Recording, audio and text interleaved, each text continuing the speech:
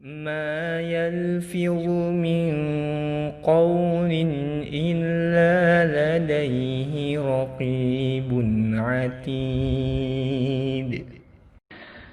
Tidak ada suatu kata yang diucapkannya, melainkan ada di sisinya malaikat pengawas yang selalu siap mencatat.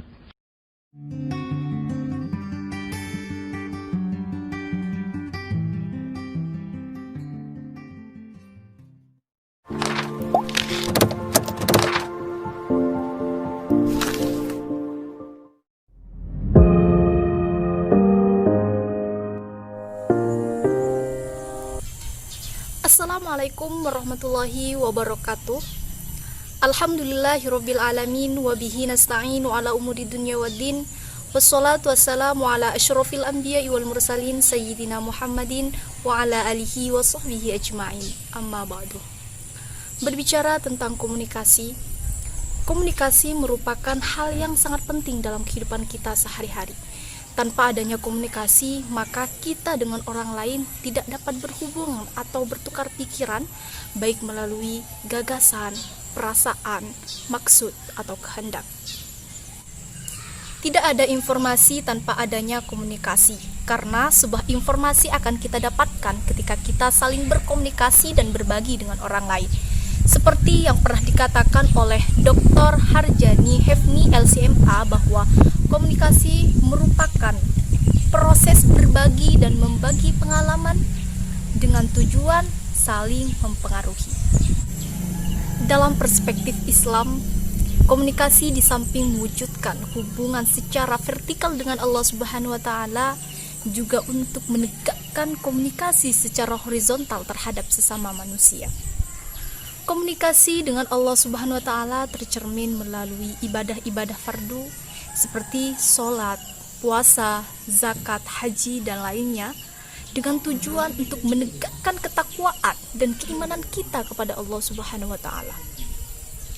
Bukan hanya dengan melakukan ibadah-ibadah fardu, tetapi kita juga bisa melakukan ibadah-ibadah sunnah lainnya untuk mendekatkan diri kepada Allah Subhanahu wa taala.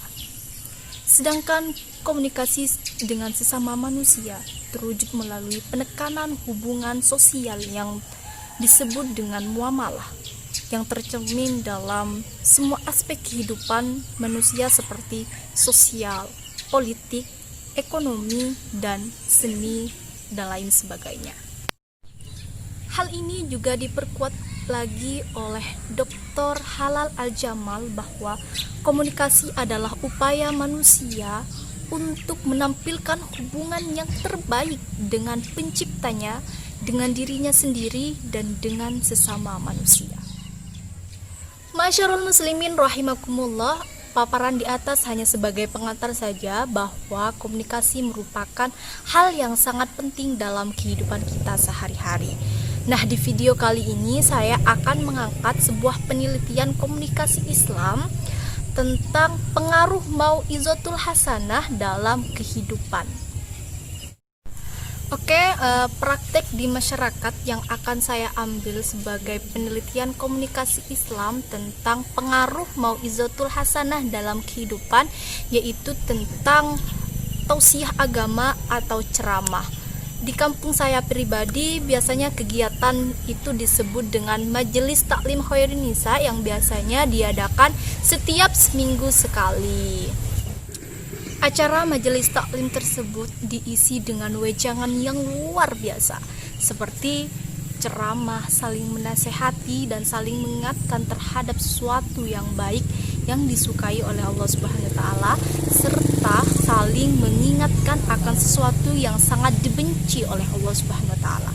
Bukan hanya itu saja, tapi juga diisi dengan sholawat Nabi bersama dan tahlil bersama.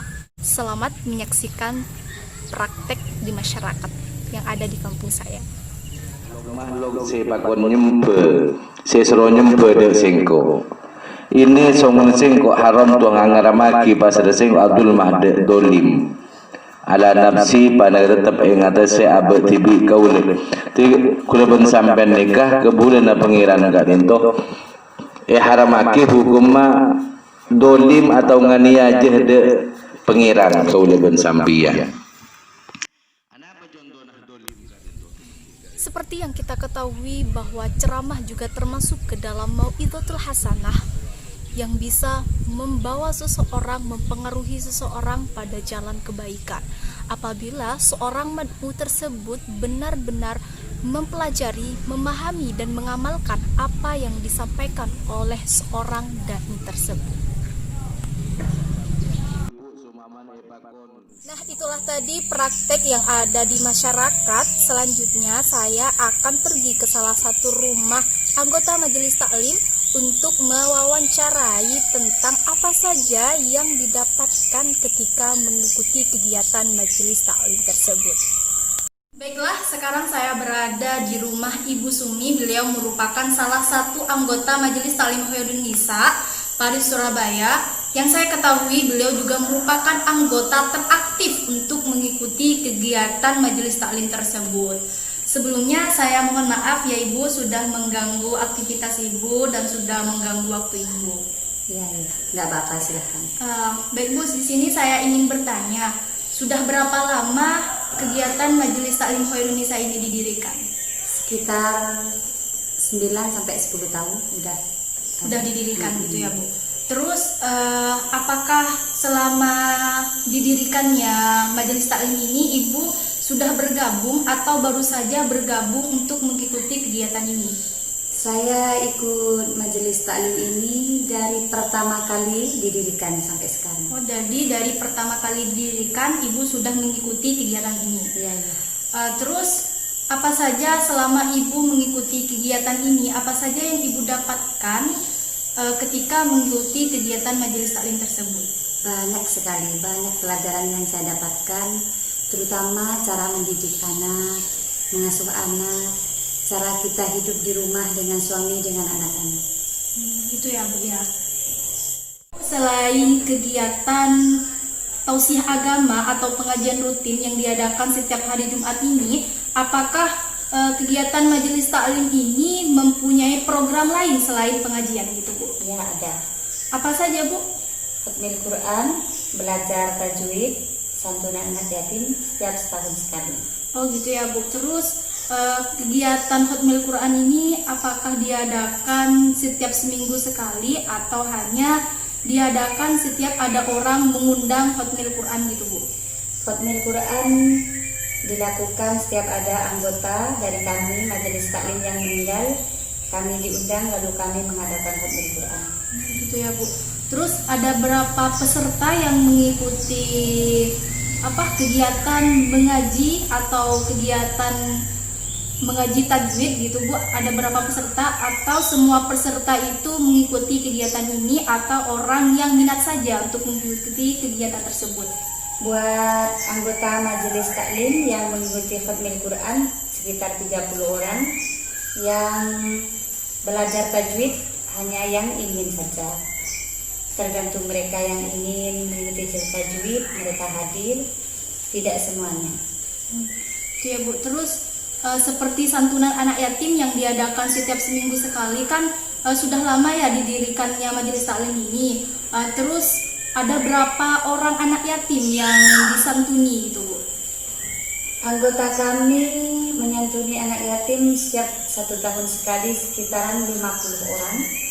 Itu dananya dari anggota ibu-ibu, kita mengambil dana dari anggota setiap hari Jumat Rp2.000. Kita kumpulkan dari Rp2.000, dapat 1 tahun uangnya terkumpul sekitaran 15-20 juta. Lalu kita berikan bingkisan, kita sisa uangnya kita masukkan dalam amplop, kita bagikan ke anak yatim. Anak yatimnya sekitar 50-45 orang lah. Gitu ya Bu. Selain menyantuni anak yatim, apakah dari majelis taklim Khairun Nisa ini mengundang majelis taklim yang lain gitu Bu? Ya, kami setiap tahun mengundang sekitar 20 majelis taklim dari desa tetangga. Mungkin dari beberapa desa kami mengundang sampai 20 majelis taklim. Kemarin kita mengadakan santunan anak yatim, kita sampai ada 2.000 orang. Oke Bu, terima kasih ya Bu udah mengganggu waktu Ibu, udah berbagi gitulah sama saya. Terus kalau ada kata-kata yang kurang sopan, mohon maaf ya Bu ya. Saya doakan semoga Ibu selalu istiqomah untuk mengikuti kegiatan majelis taklim ini. Amin. Terima kasih juga. Ma'asarul muslimin rahimakumullah. Berbicara tentang Mau'izatul Hasanah, saya teringat pada salah satu surat cinta Allah, yaitu Quran surah Al-Asr ayat 1-3 yang berbunyi, A'udzu billahi minasy syaithanir rajim. Bismillahirrahmanirrahim. Wal 'asri innal insana lafi khusr إلا الذين آمنوا وعملوا الصالحات وتواصوا بالحق وتواصوا بالصبر, yang artinya demi masa sesungguhnya seluruh manusia itu berada dalam kerugian kecuali mereka yang beriman, beramal solih dan saling menasehati dalam kebenaran dan saling menasehati dalam kesabaran. Surat ini memang memiliki ayat yang sedikit namun memiliki makna yang begitu dalam. Jika seseorang bisa memahami dan mengamalkan dari surat ini, insya Allah kebahagiaan, ketentraman akan selalu mengikuti langkah-langkahnya. Mungkin hanya ini yang dapat saya sampaikan, kurang dan lebihnya saya mohon maaf. Wallahul muwaffiq ila aqwamit thoriq. Assalamualaikum warahmatullahi wabarakatuh.